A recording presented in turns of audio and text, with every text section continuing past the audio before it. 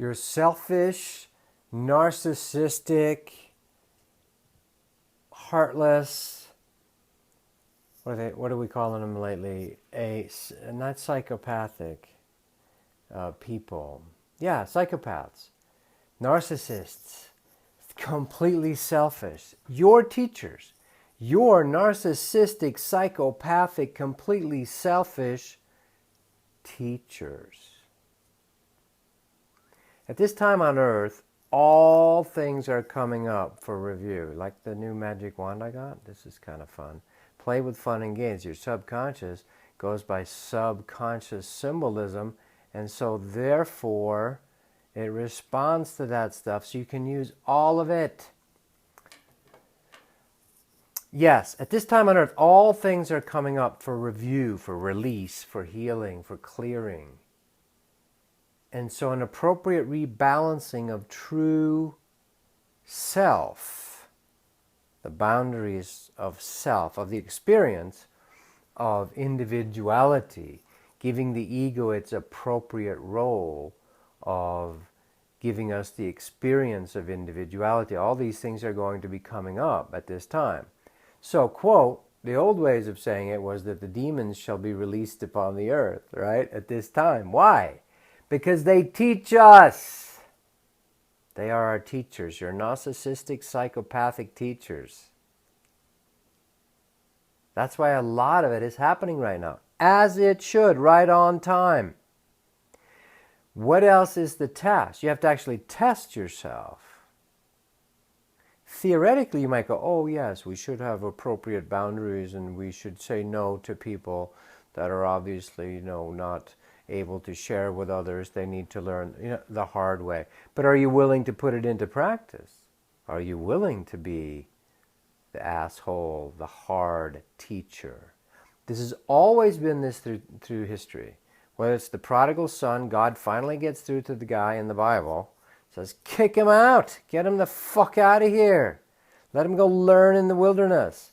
And then the prodigal son finally returns and goes, okay, yeah, I was kind of arrogant, I thought I knew everything, I was selfish, and blah, blah, blah. I got my ass kicked. The school of hard knocks upside the bleeping head.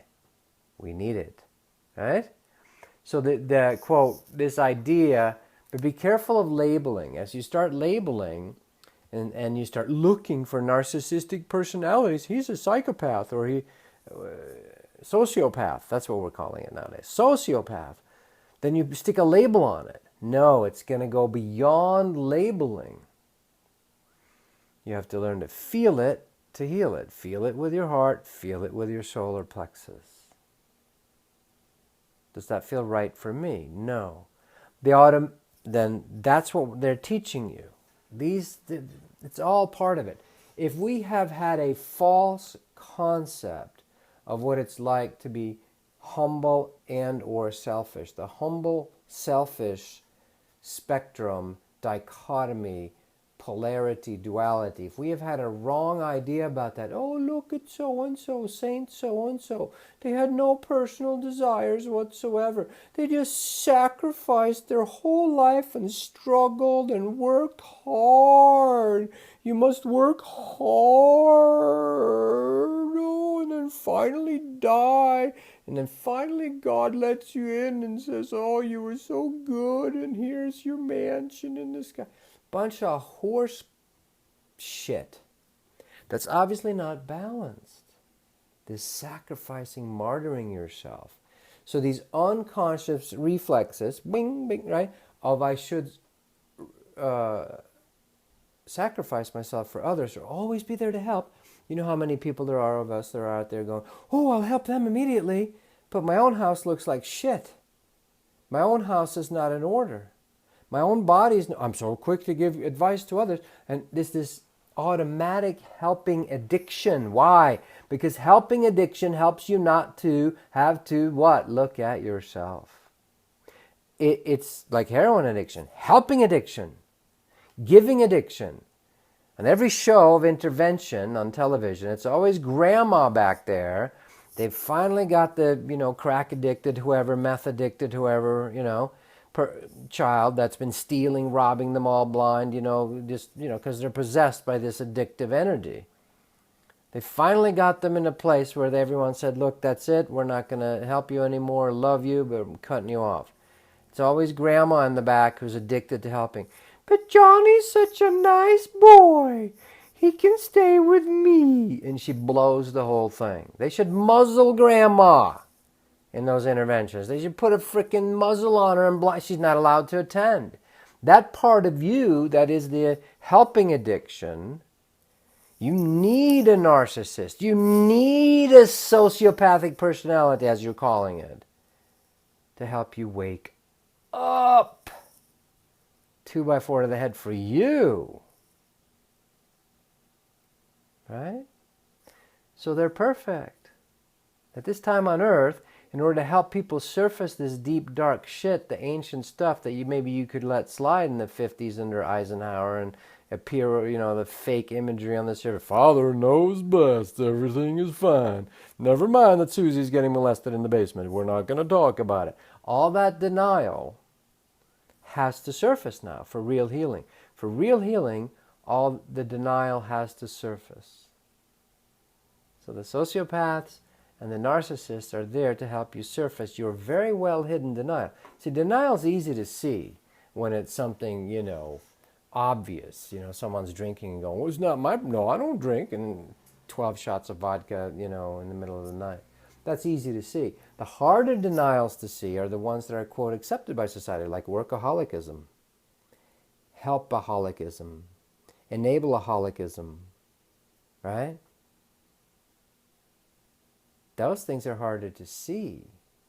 So the way they're going to surface is you're going to be strangely attracted to that partner, or the sex is going to seduce you, and they're going to turn out to be a total user of you. Perfect for you. Wake the bleep up. So these personalities, learn to recognize them without malice, prejudice, and judgment. See, if you're still going to judge, quote, them as bad, you're still caught in the game of duality. You're going to have to allow them their role, just like maggots have a perfect role. Leeches help blood flow. When you have a frozen necrotic hand because you've frozen the Himalayas, and then you stick the leeches on first you put the maggots on, they eat all the dead flesh for you perfectly. Much more accurate than a surgeon's knife. They stop it right when they hit the live cell. They eat all the necrotized flesh.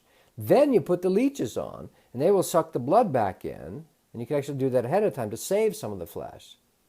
So the worst things, maggots and leeches, have a huge role in bringing life back into your body, and so the maggots and leeches in your life have a huge role in bringing life back into your soul and your awareness and awakeness and discrimination. Period. Did I not fulfill your expectation of we would find another scapegoat to blame? These narcissists and sociopaths, they're the evil ones. If we just tie them up in the village square and set them on fire, we'll be fine. No, I'm not going to do that for you. I'm going to bring it back to self-awareness, self-responsibility, self-noticing, self-discrimination. Learn to discern.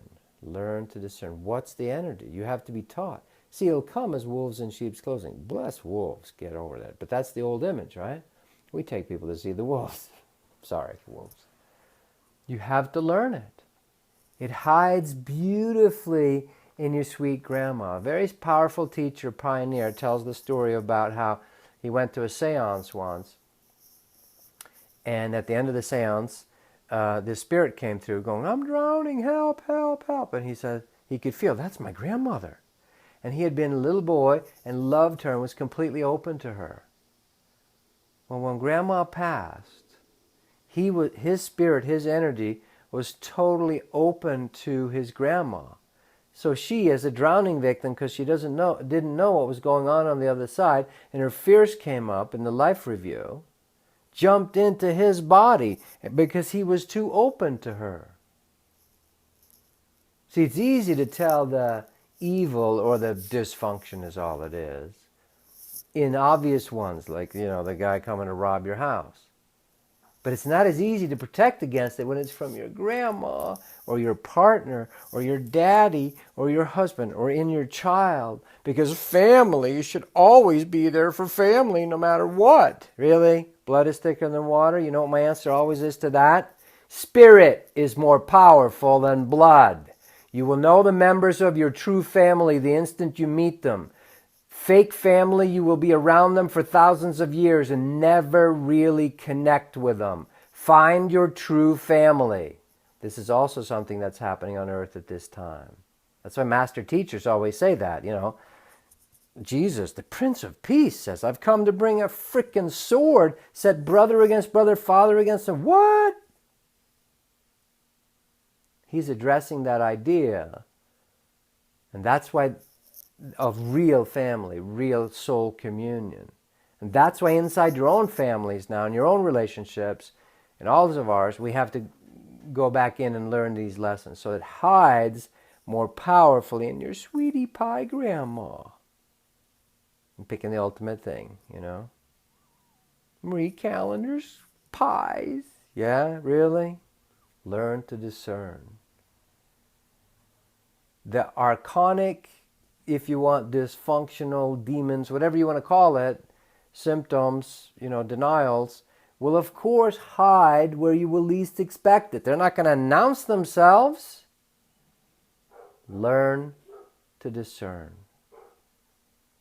Appreciate your insane, narcissistic, sociopathic teachers. Old Toltec wisdom proverb was an enemy is a gift to find. Now don't go into your namby-pamby bleeding heart thing about, they're a gift, they're a teacher for me. No. You still speak strongly to it. Here's the boundary. No, I will no longer do that. You cannot live with me. The relationship is over. Goodbye permanently. And here's what you speak to it strongly. That's the lesson. Until you get that source is both super sweet and gentle with the super sweet and gentle, and hard as steel. No boundary, nobody will pass through this with those that are trespassers, with those that are energy stealers. This is a lesson that everyone needs to learn. It's part of the spiritual journey, to have appropriate boundaries. You work with Shiva, Jesus, or any of them, they have no qualms. Archangel Michael, his sword chops heads, cuts heads. Sweetie Pie Krishna, the lover, the Hari, the stealer of Hari means heart, stealer of hearts. The lover. I'm not a lover, not a fighter. Krishna, right? Michael Jackson. He also was incredibly harsh. The whole Bhagavad Gita is all about picking up your sword and taking care of business. The highest teaching arguably on the planet, the crown jewel of the Mahabharata, the story of India, the big story of India, is the Bhagavad Gita, where Krishna spends the whole time with Arjuna telling him, pick up your sword, go do your duty, and take care of business here on the battlefield. This is a necessary step on the path, on the real path. All right, blessings.